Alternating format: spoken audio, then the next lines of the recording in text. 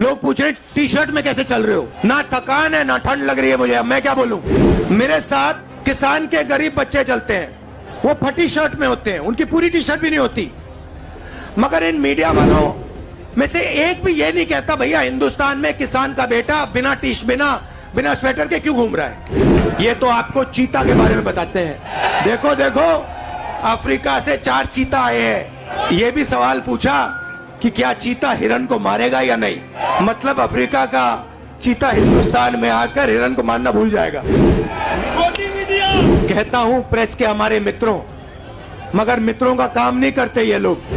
प्रधानमंत्री जी आते थे, कहते थे गैस सिलेंडर 400 रुपए का हो गया है, 400 रुपए का गैस सिलेंडर हो गया। भाइयों बहनों आज कितने का है? मगर आज प्रधानमंत्री नहीं आते, आज आकर नहीं कहते कि भैया 1100 का हो गया। 1100 और 400 रुपए का फर्क है, ये किसके जेब में जा रहा है?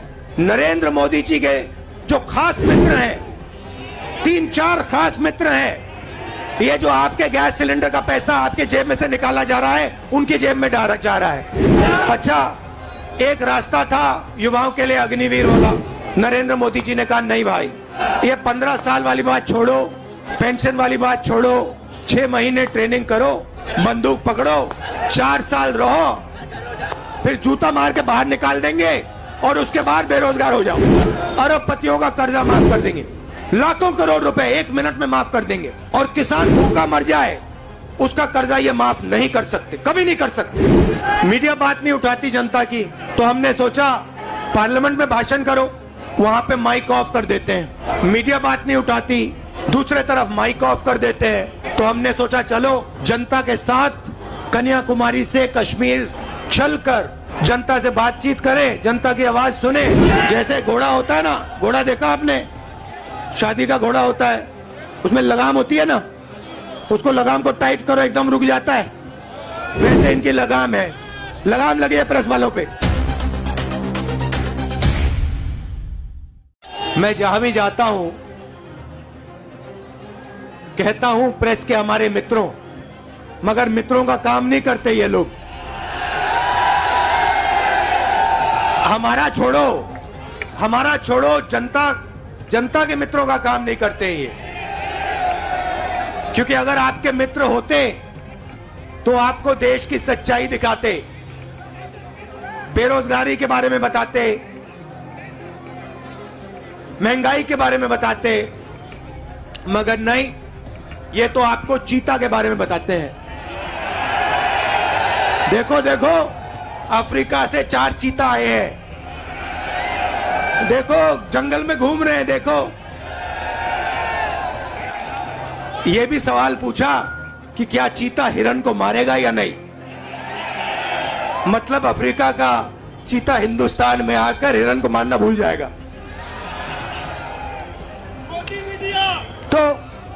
तो मित्र तो है नहीं। अच्छा,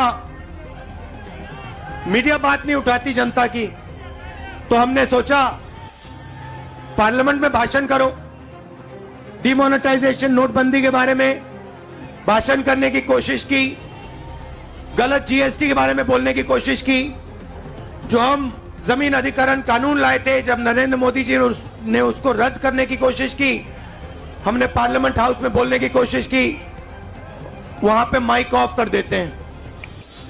देखो ऐसे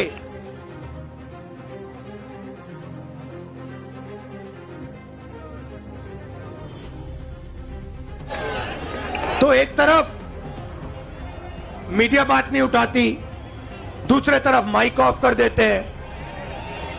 तो हमने सोचा चलो जनता के साथ कन्याकुमारी से कश्मीर चलकर जनता से बातचीत करें, जनता की आवाज सुने और जनता के दिल में जो है वो रखें। 3000 किलोमीटर हो गए, कन्याकुमारी से शुरू किया। कम नहीं होता भाइयों और बहनों, आप ये मत सोचो कि 3000 किलोमीटर कम होता है, कम नहीं होता है। 110 दिन हो गए, मगर अजीब सी बात है, थकान नहीं है। आप देखिए मेरा चेहरा देखिए, कोई थकान नहीं है। लोग पूछ रहे टी शर्ट में कैसे चल रहे हो? ना थकान है ना ठंड लग रही है मुझे, अब मैं क्या बोलूं।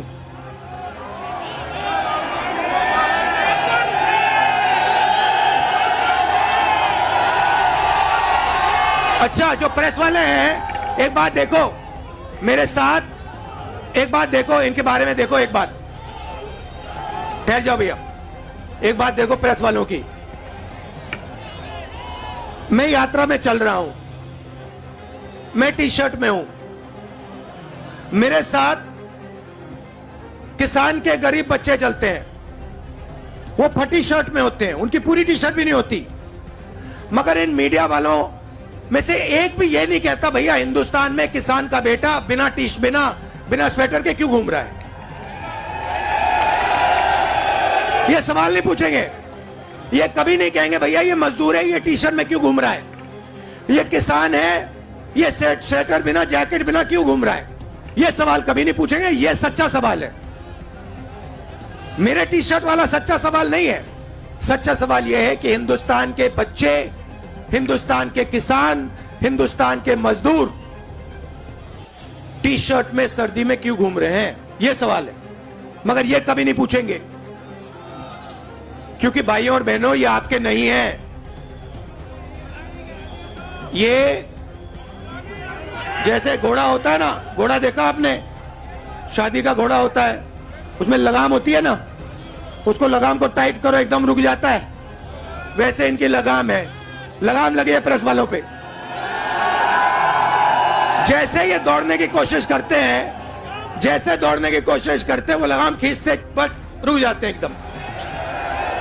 अच्छा, ये मत सोचिए कि ये बोलना नहीं चाहते, मेरे पास आते हैं, कहते राहुल जी हम सच्चाई बोलना चाहते हैं मगर हमें हमारे मालिक बोलने नहीं देते। मैं कहता हूं भैया डरो मत, बोल दो। कहते हैं नौकरी भी तो करनी है हमें, अगर हमने सच्चाई बोल दी नौकरी से निकाल देंगे, किसी और को डाल देंगे, वो झूठ बोलेगा। तो यात्रा का लक्ष्य जो देश में नफरत और हिंसा फैलाई जा रही है उसको मिटाने का है। भाइयों और बहनों, बीजेपी की पॉलिसी हिंदुस्तान के युवाओं को, किसानों को, मजदूरों को डराने की पॉलिसी है। नोटबंदी, गलत जीएसटी, कोविड के समय जो इन्होंने किया, ये सारी की सारी पॉलिसियां किसान को, मजदूर को डराने के लिए है, क्योंकि ये जानते हैं जब ये डर फैलाते हैं उस डर को नफरत में बदलना बहुत आसान होता है। ये इनका काम है, जनता को डराओ, किसान को डराओ, मजदूर को डराओ, युवा को डराओ और उसके डर को नफरत में बदल दो। डरो मत। ये भैया, ये एक बात समझ लो, ये आपने बोला डायलॉग, ये मेरा डायलॉग नहीं है, ये शिव जी का डायलॉग है। ये डायलॉग डरो मत, ये हमारा धर्म है। अब देखिए, ये करोड़ों रुपए का, लाखों करोड़ों रुपए का अरबपतियों का कर्जा माफ कर देंगे, लाखों करोड़ रुपए 1 मिनट में माफ कर देंगे, और किसान भूखा मर जाए उसका कर्जा ये माफ नहीं कर सकते, कभी नहीं कर सकते। आप यूपी के, बाकी हिंदुस्तान के किसान हमारे पास आए थे, यूपीए की सरकार थी, आपने कहा हमारा माफ करो, 10 दिन में हमने 70,000 करोड़ रुपए, 72,000 करोड़ रुपए माफ कर दिया था। मजदूरों के लिए, गरीबों के लिए मनरेगा, भोजन का अधिकार, किसानों के लिए कर्जा माफ।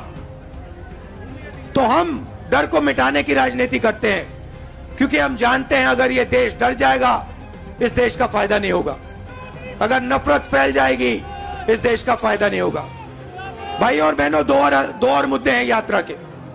एक है महंगाई, और मैं आपसे पूछना चाहता हूं, प्रधानमंत्री जी आते थे जब यूपीए की सरकार थी, कहते थे गैस सिलेंडर 400 रुपए का हो गया है, 400 रुपए का गैस सिलेंडर हो गया। भाइयों बहनों, आज कितने का है?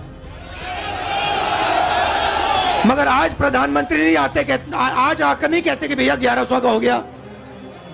अच्छा, एक और सवाल है भैया, ये जो 1100 और 400 रुपए का फर्क है, ये किसके जेब में जा रहा है? ये किसी ना किसी के जेब में तो जा रहा है ना। मतलब ये आसमान में तो नहीं गायब हो रहा।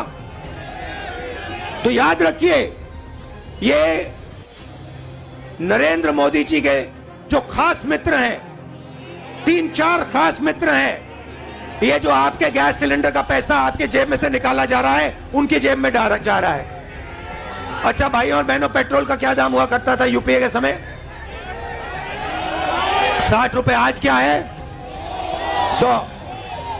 तो ये भी याद रखिए, ये जो 40 रुपये 60 रुपया जो है, जो आपके जेब में से निकाला जा रहा है, ये भी उनके 2-3 मित्रों के जेब में जा रहा है। तो हमारा दूसरा मुद्दा महंगाई, और तीसरा मुद्दा, सबसे बड़ा मुद्दा, जो देश में नोटबंदी, गलत जीएसटी के कारण बेरोजगारी फैली है। आज 3000 किलोमीटर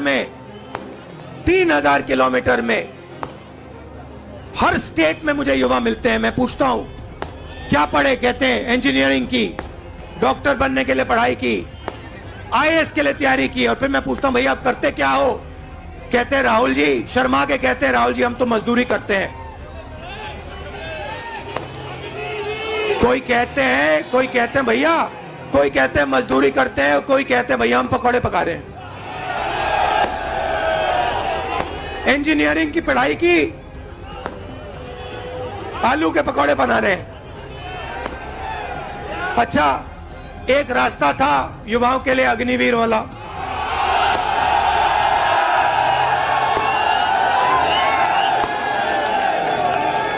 उसमें क्या था? सुबह युवा उठते थे, 4 बजे उठते थे, दौड़ते थे। यूपी में आपको हर सड़क पे दिखेंगे, देश की रक्षा करने के लिए दौड़ते थे। और सपना था एक दिन बॉर्डर पे जाके देश की रक्षा करेंगे, तिरंगे की रक्षा करेंगे, सपना था। युवा 15 साल सेना में सेवा कर सकता था, उसके बाद उसको पेंशन मिलती थी। नरेंद्र मोदी जी ने कहा नहीं भाई, ये 15 साल वाली बात छोड़ो, पेंशन वाली बात छोड़ो, ऐसे करते हैं 6 महीने ट्रेनिंग करो,